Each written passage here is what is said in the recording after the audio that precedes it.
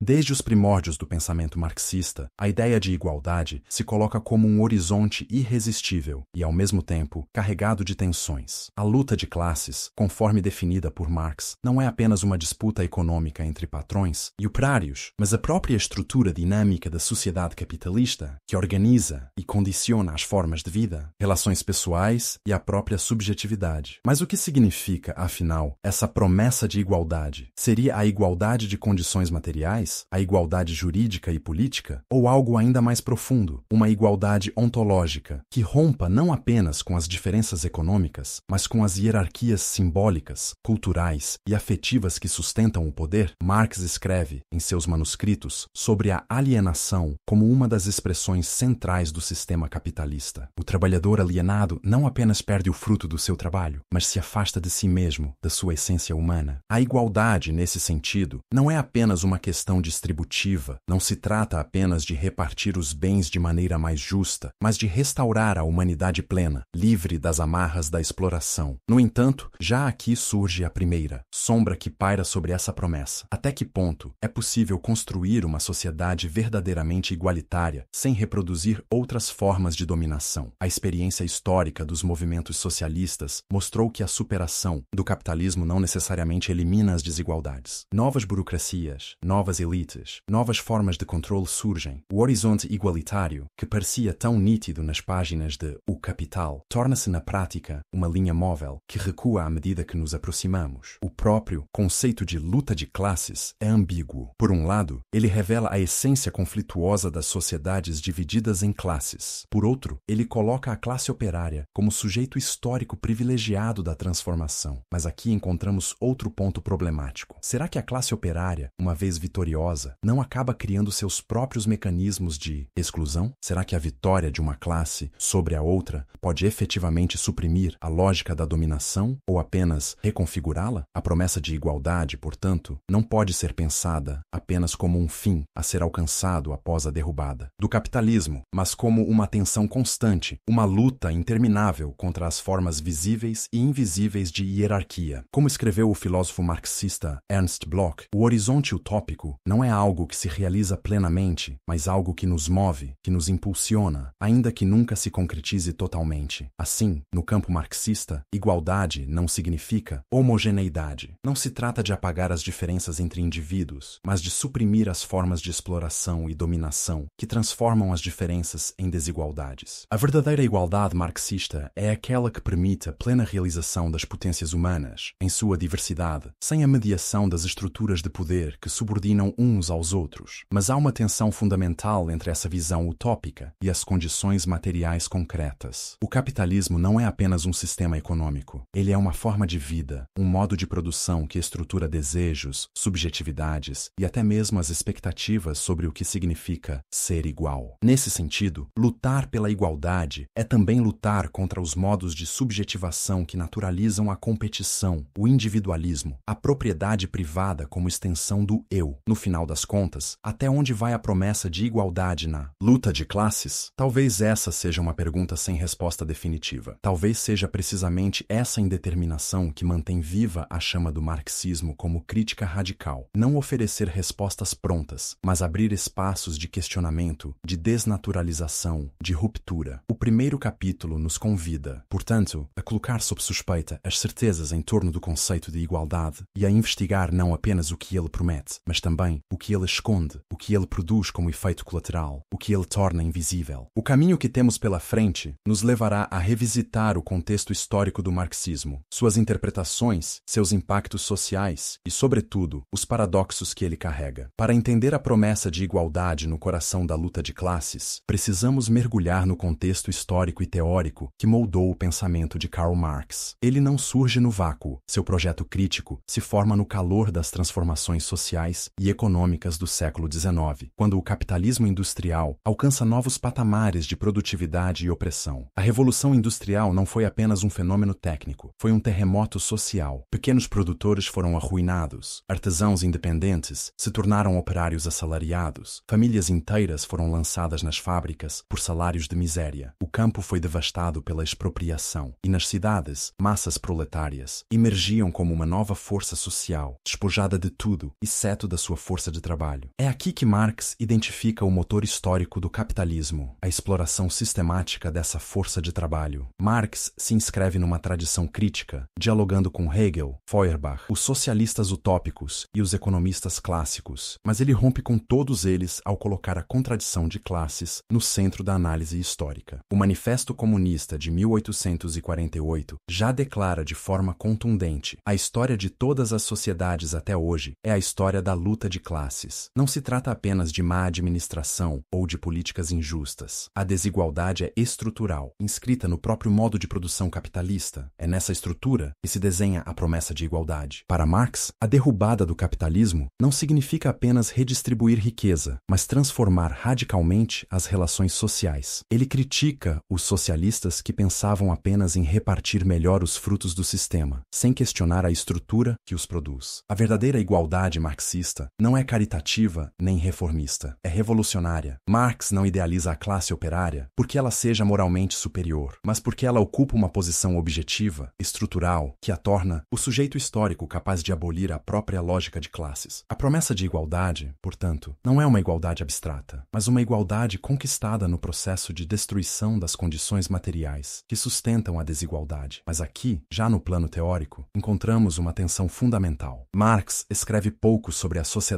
pós-capitalista. Ele se concentra, sobretudo, na crítica ao capitalismo. Isso deixa uma lacuna sobre como, exatamente, seria organizada uma sociedade verdadeiramente igualitária. Os escritos marxistas posteriores, especialmente nos debates entre social-democracia, leninismo, conselhismo, autonomismo, tentaram preencher essa lacuna, muitas vezes com respostas conflitantes. Historicamente, os movimentos inspirados em Marx seguiram trajetórias muito diferentes. A social-democracia buscou reformas dentro do sistema parlamentar. Os bolcheviques promoveram a insurreição revolucionária. Movimentos autônomos tentaram construir espaços alternativos fora das estruturas estatais. Em todos esses casos, a promessa de igualdade se viu confrontada com desafios concretos. Como lidar com a burocracia? Como impedir que a vanguarda revolucionária se transforme em nova elite? Como manter a participação popular real e não apenas formal? A teoria marxista, portanto, nunca foi uma doutrina fixa. Ela sempre se desenvolveu em diálogo e conflito com as experiências históricas. A promessa de igualdade foi reinterpretada inúmeras vezes como igualdade econômica, redistribuição da riqueza, como igualdade política, participação democrática direta, como igualdade social, eliminação das hierarquias de raça, gênero, sexualidade. Cada uma dessas leituras trouxe contribuições, mas também novas contradições. E há ainda o elemento internacionalista. Marx compreendia que a luta de classes não podia ser confinada a um único país. O capitalismo é um sistema global e sua superação requer uma ação igualmente global. Esse horizonte internacionalista amplia ainda mais a promessa de igualdade. Não basta abolir as classes dentro das fronteiras nacionais. É preciso construir uma solidariedade transnacional, capaz de enfrentar as desigualdades entre norte e sul, centro e periferia, metrópole e colônia. No plano teórico, portanto, a promessa de igualdade é inseparável de uma crítica radical das condições materiais que produzem e reproduzem a desigualdade. Mas essa crítica também precisa se confrontar com as experiências históricas, com os erros, traições e derrotas que marcaram o percurso da luta socialista ao longo dos séculos. O contexto marxista, longe de fornecer respostas prontas, nos desafia a pensar a promessa de igualdade não como um ideal abstrato, mas como uma tarefa histórica concreta, marcada por contradições, limites e possibilidades. Até aqui, discutimos a promessa de igualdade no plano teórico e histórico. Agora, precisamos dar um passo mais fundo, examinar como essa promessa atravessa a vida concreta das pessoas, tanto no tecido social quanto na subjetividade individual. Afinal, a luta de classes não é apenas uma disputa macroestrutural entre capital e trabalho. Ela infiltra-se nas experiências cotidianas, nas relações interpessoais, nas expectativas de vida, no próprio modo como os indivíduos se percebem. O impacto social da promessa de igualdade começa pelo seu potencial desestabilizador. Quando Marx fala do proletariado como sujeito revolucionário, ele não está apenas descrevendo uma classe econômica. Ele está apontando para um processo social profundo, a emergência de uma consciência coletiva que rompe com a naturalização da desigualdade. O operário que toma consciência de sua exploração não apenas exige melhores condições materiais, ele desafia a legitimidade do sistema como um todo. Essa consciência de classe tem efeitos massivos na configuração social. Quando os setores oprimidos se organizam, eles não apenas fazem demandas, eles expõem a violência oculta das estruturas. Greves, ocupações, manifestações, sovietes, conselhos operários são formas organizativas que materializam, aqui e agora, a promessa de igualdade. Elas anunciam que outra forma de vida é possível, mas ao mesmo tempo, essas experiências carregam um peso enorme: a repressão estatal, a divisão interna, o desgaste emocional. No nível individual, a promessa de igualdade também produz ambivalências. Por um lado, ela oferece uma perspectiva libertadora: romper com o isolamento, descobrir-se parte de um coletivo, imaginar uma vida além da servidão salarial. Por outro lado, ela gera angústia, o confronto com as próprias limitações, a mun'ari, consciência das derrotas históricas, o medo de perder os poucos privilégios conquistados. Muitos trabalhadores internalizam os valores do capital, a meritocracia, o empreendedorismo, o individualismo competitivo, porque a promessa de igualdade lhes parece distante, perigosa ou utópica. Aqui encontramos uma das ironias mais dolorosas do processo revolucionário. O sujeito que poderia emancipar-se muitas vezes torna-se cúmplice do sistema que o oprime. Marx já havia notado isso em seus escritos sobre a ideologia. As ideias dominantes de uma época são sempre as ideias da Jitsi, classe dominante. A luta pela igualdade, portanto, não é apenas uma disputa material, mas também uma luta simbólica, cultural, psíquica. Ela exige desconstruir os fantasmas que o capitalismo imprime na subjetividade, o medo do desemprego, a vergonha da pobreza, a ilusão do sucesso individual. A promessa de igualdade também impacta os movimentos sociais mais amplos. Não se trata apenas da classe operária tradicional, mas também das mulheres, das populações racializadas, dos povos colonizados, das dissidências sexuais. Aqui, o marxismo se encontra com outras tradições críticas, como o feminismo, o antirracismo, o pós-colonialismo. A igualdade marxista não pode ser pensada apenas em termos econômicos. Ela precisa incorporar as múltiplas dimensões da opressão. E isso gera novos desafios, novas alianças, mas também novos conflitos. Socialmente, a promessa de igualdade abre espaço para a imaginação utópica. O que seria viver numa sociedade onde o trabalho não fosse exploração, onde o tempo livre não fosse um luxo, onde as diferenças não fossem hierarquizadas? Mas, ao mesmo tempo, essa imaginação confronta os limites reais. A força do Estado, o poder das corporações, a fragmentação das lutas. A experiência histórica ensina que não basta ter razão, é preciso ter força organizada, estratégia, capacidade de resistência. No plano individual, lutar por igualdade também significa enfrentar as próprias contradições internas. Como romper com o desejo de status, de reconhecimento, de consumo? Como resistir à pressão para se conformar, para competir, para sobreviver às custas dos outros? O marxismo aponta para a possibilidade de uma subjetividade transformada, mas não oferece garantias. Ele nos lembra que a alienação não desaparece magicamente. Ela precisa ser combatida, desmantelada, reelaborada no plano da vida cotidiana. Assim, os impactos sociais e individuais da promessa de igualdade são, ao mesmo tempo, libertadores e desafiadores. Eles mostram que a luta de classes não é apenas uma questão externa, mas uma batalha íntima, cultural, simbólica. O verdadeiro alcance da igualdade marxista depende não apenas de mudanças estruturais, mas também de transformações profundas na forma como os indivíduos se percebem e se relacionam entre si. Se até aqui exploramos o terreno da promessa, o que ela promete, quem ela mobiliza, como ela impacta a vida social e individual, agora precisamos entrar nas fissuras, contradições e paradoxos que atravessam essa promessa no próprio corpo do marxismo, pois nenhuma promessa revolucionária escapa das ambiguidades que carrega, e nenhuma utopia é isenta de críticas. A primeira tensão central reside no paradoxo da universalidade. Marx projeta a igualdade como um princípio universal. A emancipação do proletariado seria, ao mesmo tempo, a emancipação de toda a humanidade. Mas, historicamente, o sujeito revolucionário foi identificado com uma classe específica, o proletariado industrial, o que gerou exclusões e hierarquizações internas. Onde ficam, nessa narrativa, os camponeses, os povos indígenas, os trabalhadores informais, as mulheres, os sujeitos racializados? Quando Lenin teorizou sobre o papel da vanguarda revolucionária, essa tensão se agravou. A emancipação passava a depender de uma elite consciente, capaz de guiar as massas. Assim, a promessa de igualdade podia transformar-se facilmente numa nova hierarquia, onde os mais esclarecidos mandavam andavam sobre os menos conscientes. Outra tensão fundamental está no problema do poder. Marx denunciou a ditadura da burguesia, mas a construção socialista frequentemente recorreu à ideia de uma ditadura do proletariado. Essa expressão, muitas vezes mal compreendida, indicava para Marx uma fase transitória, onde a classe trabalhadora tomaria o poder para impedir a restauração do capitalismo. No entanto, na prática histórica, esse momento transitório frequentemente cristalizou-se em regimes autoritários, burocráticos, distantes da base popular. A promessa de igualdade então esbarrava no problema clássico da filosofia política. Quem guarda os guardiões? Como evitar que os agentes da transformação se convertam em uma nova classe dominante? Além disso, há uma tensão ontológica no conceito de igualdade. Marx critica o igualitarismo abstrato do liberalismo burguês, a ideia de que somos todos formalmente iguais diante da lei, porque ele mascara desigualdades materiais profundas. Contudo, o próprio marxismo muitas vezes caiu na armadilha de pensar a igualdade de forma excessivamente materialista, esquecendo-se das dimensões culturais, afetivas e simbólicas da opressão. Movimentos feministas, antirracistas e queer frequentemente denunciaram a cegueira do marxismo tradicional para essas dimensões, mostrando que não basta redistribuir riqueza, é preciso desmantelar estruturas de gênero, raça, sexualidade. Outro paradoxo importante está na tensão entre espontaneidade e organização. Marx e Engels enfatizaram que a luta de classes é, em certo sentido, inevitável, porque decorre das contradições internas do capitalismo. No entanto, eles também reconheceram a necessidade de organização consciente, de partido, de programa. Como equilibrar a energia espontânea das massas com a necessidade de estratégia organizada? Como evitar que a burocracia mate a criatividade popular, mas também impedir que a pura espontaneidade leve ao caos e à desarticulação, além das críticas internas, há críticas externas importantes. Teóricos anarquistas, por exemplo, sempre denunciaram o centralismo marxista e a tendência a valorizar excessivamente o Estado como instrumento de transformação. Para os anarquistas, a verdadeira igualdade só poderia surgir a partir de formas descentralizadas, horizontais, de organização, que rejeitassem qualquer forma de poder estatal. Outros críticos, como os pós-estruturalistas, questionaram a ideia de sujeito revolucionário unitário, apontando para a fragmentação das identidades, a multiplicidade das lutas, a impossibilidade de reduzir todas as formas de opressão à lógica de classe. Por fim, há um paradoxo temporal que atravessa a promessa de igualdade. Marx escreveu sobre o comunismo como um horizonte, um estágio futuro que emergiria das contradições do capitalismo. Mas como manter viva essa promessa sem cair na tentação do messianismo? Como evitar transformar o comunismo numa espécie de fim da história, uma utopia totalizante que sufoca a pluralidade, o conflito, a diferença? Como garantir que a luta pela igualdade não se transforme numa obsessão purificadora que justifique qualquer violência em nome de um futuro idealizado? Essas tensões e críticas não anulam a potência do projeto marxista. Pelo contrário, elas o enriquecem, obrigando-o a se reexaminar, a se reinventar, a dialogar com outras tradições críticas. A promessa de igualdade, para não se tornar dogma, precisa permanecer aberta, inacabada, inquieta. Ela precisa incorporar a lição fundamental de Marx. Não basta interpretar o mundo, é preciso transformá-lo. E essa transformação nunca é simples, nunca é linear, nunca é isenta de riscos. Chegamos ao ponto em que precisamos olhar não apenas para as críticas e paradoxos, mas para os caminhos concretos de transformação que a promessa de igualdade na luta de classes oferece. Afinal, o marxismo não é apenas uma teoria de crítica, ele é, acima de tudo, uma teoria de ação, de praxis, que busca transformar as condições materiais que sustentam a desigualdade. Mas como exatamente isso pode ser feito? Quais são os caminhos possíveis? Primeiramente, Marx coloca no centro a necessidade de organização coletiva. A emancipação não pode ser realizada por indivíduos isolados, nem por pequenos grupos iluminados. Ela requer a ação conjunta de uma classe que reconhece seus interesses comuns. Isso significa sindicatos, partidos, movimentos sociais, mas também formas alternativas de organização, cooperativas, conselhos populares, assembleias de base. Esses espaços não são apenas ferramentas instrumentais, eles são, já em si, expressões de uma nova forma de sociabilidade, uma pré-figuração do que seria uma sociedade igualitária. Um caminho central é o da socialização dos meios de produção. Para Marx, não basta distribuir a riqueza gerada pelo capitalismo, é preciso transformar as próprias relações de produção. Isso significa romper com a propriedade privada dos meios produtivos, fábricas, terras, bancos e colocá-los sob controle coletivo. Mas aqui surgem escolhas difíceis. Esse controle deve ser estatal, cooperativo, comunitário, descentralizado. Os debates marxistas sobre esse ponto são intensos, e a experiência histórica mostra que não há uma única resposta. O que é certo é que a verdadeira igualdade não pode coexistir com um sistema onde poucos detêm o poder de decidir sobre o trabalho de muitos. Outro caminho importante é o da redução radical do tempo de trabalho.